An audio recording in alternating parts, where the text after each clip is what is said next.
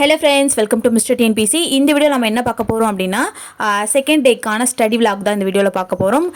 இது வந்து பார்த்திங்க அப்படின்னா, நான் டைம் பார்த்திங்க அப்படின்னா ஒரு 3:45க்கு வந்து வச்சுருந்தேன். ஏன்னா நான் எழுந்துக்கிட்டது 4 மணிக்கு வச்சேன்னா 4:20 ஆகிடுது அப்படின்னு சொல்லிட்டு நான் வந்து 3:45க்கு வச்சேன். 3:45 வச்சோடனே 4 o'clockலாம் எழுந்துட்டு அப்புறமா ஃப்ரெஷ்அப் ஆகிட்டு அதுக்கப்புறமா ஒரு 4:10க்காக ஸ்டார்ட் பண்ணேன். பார்த்திங்கன்னா நம்ம டே 1 வந்து ஓரளவு கம்ப்ளீட் பண்ணோம். இருந்தாலும் நம்ம வந்து சில இதெல்லாம் கம்ப்ளீட் பண்ணாமல் இருந்தோம். அது வந்து டே 2வில் வந்து கம்ப்ளீட் பண்ணலாம் அப்படின்னு பிளான் பண்ணிட்டு தான் 7th அதே மாதிரி நம்ம 6th தமிழ் முடிச்சிட்டோம். 7th பார்த்திங்கன்னா ரெண்டுமே வந்து கவர் பண்ணணும்னு நினச்சி தான் எடுத்தேன். பட் வந்து என்னால் வந்து நியூ புக் மட்டும்தான் கவர் பண்ண முடிஞ்சுது 7th.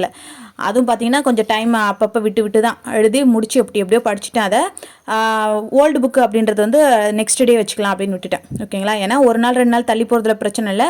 அதனால் அந்த மாதிரி வந்து வச்சுட்டேன். அதுக்கப்புறமா நான் முன்னாடி நாள் விட்டேன் இல்லைங்களா, அந்த வரலாறு அப்படின்றது, அதை வந்து பார்த்திங்க அப்படின்னா செகண்ட் டேயில் வந்து கம்ப்ளீட் பண்ணேன். எனக்கு வந்து ஏன் டைம் செட் ஆக மாட்டேங்குது அப்படின்னா, நாங்கள் வந்து வீடியோ போட வேண்டியது இருந்துச்சு. ஓகேங்களா? ஒரு 10 o'clockலேருந்து ஒரு 11 o'clock வரைக்கும் வந்து வீடியோ, அதாவது நம்ம தமிழுக்கு வந்து வீடியோ போடுறோம் இல்லைங்களா, அது வந்து பார்க்க வேண்டியதாக இருக்குது. அப்புறம் நிறைய பேர் மேக்ஸ் கேட்டிங்க அப்படின்றதுனால அதை வந்து நான் வந்து எழுதி அதுக்கப்புறம் போடுறதுனால கண்டிப்பாக ஒரு 2 to 2.5 hours வந்து அதுக்கே வேஸ்ட்டாக போயிடுது. அப்புறம் அப்லோட் பண்ணுற வேறு டைமு, அதனால தான் எனக்கு டைம் வந்து செட் ஆகலை. ஆனால் நீங்கள் வந்து படிக்கணும்னு உட்காந்திங்கன்னா கண்டிப்பாக இந்த பிளானை வந்து கரெக்டாக ஃபாலோ பண்ணுங்கள். அப்போ தான் வந்து கரெக்டாக முடிக்க முடியும். தமிழை பொறுத்த வரைக்கும் நான் வந்து பார்த்திங்கன்னா வீடியோ வந்து மோஸ்ட்லி எடுக்கலை. ஏன்னா வந்து இந்த தமிழுக்கு மட்டும்தான் காலையில் எடுத்தேன். அதுவும் பாதிலே கட் பண்ணிட்டேன். ஏன்னா வந்து இந்த ஸ்டோரேஜ் வந்து இதில் அடிக்கடி ஃபுல்லாகிடுது அப்படின்றதுனால நான் வந்து அதிகமாக வந்து வீடியோ வந்து எடுக்கலை. அப்புறம் நான் எடுத்த வீடியோவை டெலீட் பண்ணி தான் வந்து அடுத்த வீடியோ போட வேண்டியதாக இருக்குது. அடுத்த வீடியோ எடுக்கிறதும் கஷ்டமாக இருக்குது. அதனால் வந்து இதை நம்ம வாய்ஸ் தானே கொடுக்க போகிறோம் அப்படின்றதுனால நான் வந்து அந்த அளவுக்கு வந்து வீடியோ எடுக்கலை. ஒரு ஒரு 1 hour அந்த மாதிரி வீடியோ எடுத்தேன். அதே வந்து கட் பண்ணி அதில் வந்து ரொம்ப எவ்வளோ மினிமைஸ் பண்ண முடியுதோ அந்த அளவுக்கு தான் மினிமைஸ் பண்ணியிருக்கேன். ஓகேங்களா? அதனால் வந்து நான் ஃபுல்லாக படித்ததெல்லாம் இதில் வந்து நான் போடுறேன். ஓகேங்களா? தமிழ் மட்டும் படித்தது மட்டும் பாதி, அதுவும் பாதி படித்தது வந்து காமிச்சிருப்பேன். இது வந்து பார்த்திங்க அப்படின்னா, நான் வந்து லேப்டாப் வந்து சரி பண்ண கொடுத்துருக்கேன். அது வந்து வந்தால் தான் எதாக இருந்தாலும் பண்ண முடியும். இப்போதைக்கு அட்ஜஸ்ட் பண்ணிக்கோங்க. அதுக்கப்புறம் பார்த்திங்க அப்படின்னா, நம்ம மேக்ஸ் வந்து இப்போ கொஞ்சம் போட்டுட்டு வரோம். அதுவே பார்த்திங்க அப்படின்னா, நான் வந்து வீடியோ எடுக்கிறதுனால என்னமோ 1 GB வரைக்கும் போகுது. ஓகேங்களா? அது வந்து எனக்கு கஷ்டமாக இருக்குது. டேட்டாவே அது ஒன்றுக்கே காலியாகி போகுது. அதையும் வந்து அட்ஜஸ்ட் பண்ணி தான் பார்க்க வேண்டியதாக இருக்குது. சரி, படிக்கிறதுன்னு அப்படின்னு பார்க்கும்போது நான் வந்து ஓரளவு வந்து அந்த இதை முன்னாடியே இருக்கிறது தான் கம்ப்ளீட் பண்ண முடிஞ்சுது. ஓகேங்களா? செகண்ட் டேக்கு என்னென்ன படிக்கணும் அப்படின்றத வந்து பண்ணலை. ஆனால் வந்து 5:30லேருந்து எனக்கு டைம் கிடச்சிது. 5:30லேருந்து ஒரு 10 o'clock வரைக்கும். அதில் நடுவில் வந்து அதான் நான் டைம் சொல்லியிருந்தேன் இல்லைங்களா, 7 to 9 வரைக்கும் வந்து ஒரு 7 to 8 வரைக்கும் வந்து என்னால் படிக்க முடியல. அதுக்கப்புறம் வந்து திரும்ப ஸ்டார்ட் பண்ணி ஒரு 10 o'clock வரைக்கும் படித்தேன் கரெக்டாக. ஆனால் இன்றைக்கி ஒரு நிமிஷம் கூட தூங்கலைன்னு சொல்லலாம். ஏன்னா நான் வந்து 2:30க்கு வந்து தூங்கிடுவேன். ஒரு 1/2 hour தூங்கி எழுந்திருப்பேன். ஆனால் இந்த டைம் வந்து இந்த செகண்ட் டேயில் பார்த்திங்கன்னா அது கூட இல்லை. ஃபுல்லாக வந்து ஒரு 10லேருந்து, அதாவது நைட்டு 10 மணிக்கிலேருந்து 4 மணி வரைக்கும் பார்த்திங்க அப்படின்னா அந்த தூக்கம் தான் எனக்கு. அதுக்கப்புறமா வந்து தூங்கவே இல்லை. ஒரு 5 நிமிஷம் 10 நிமிஷம் தூங்குவேன். அதனால் நான் வீடியோ எடுக்கிறதுனால, அந்த மேக்ஸுக்கு வீடியோ எடுக்கிறதுனால அந்த தூக்கம்லாம் கலைஞ்சி போச்சுன்னு வச்சுக்கலாம். அந்த மாதிரி வந்து எடுத்து போட்டு விட்டுறேன்.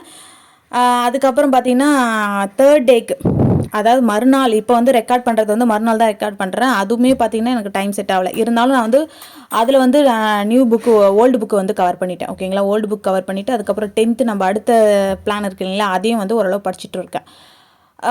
நடுவில் பார்த்திங்க அப்படின்னா கொஞ்சம் பிரேக் வரும். ஓகேங்களா?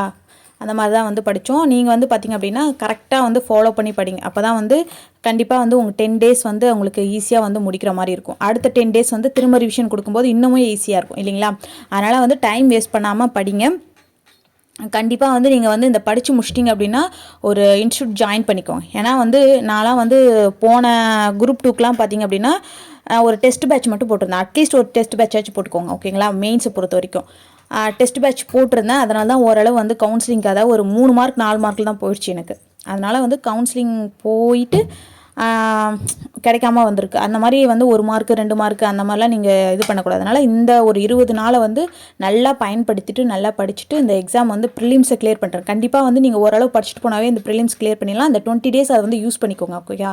இந்த 20 days வந்து நான் கொடுத்த ஸ்டடி பிளானை கரெக்டாக ஃபாலோ பண்ணினாவே நீங்கள் வந்து முடிச்சிடலாம். இதோட பிளான் வந்து நான் பார்த்தீங்கன்னா நான் ஐகான்லேயும் கொடுக்குறேன். இன்னொன்று வந்து ஸ்டடி பிளான் அந்த பிளேலிஸ்ட்லேயும் இருக்கும். ஓகேங்களா? அதுலேயும் பார்த்து செக் பண்ணிக்கோங்க.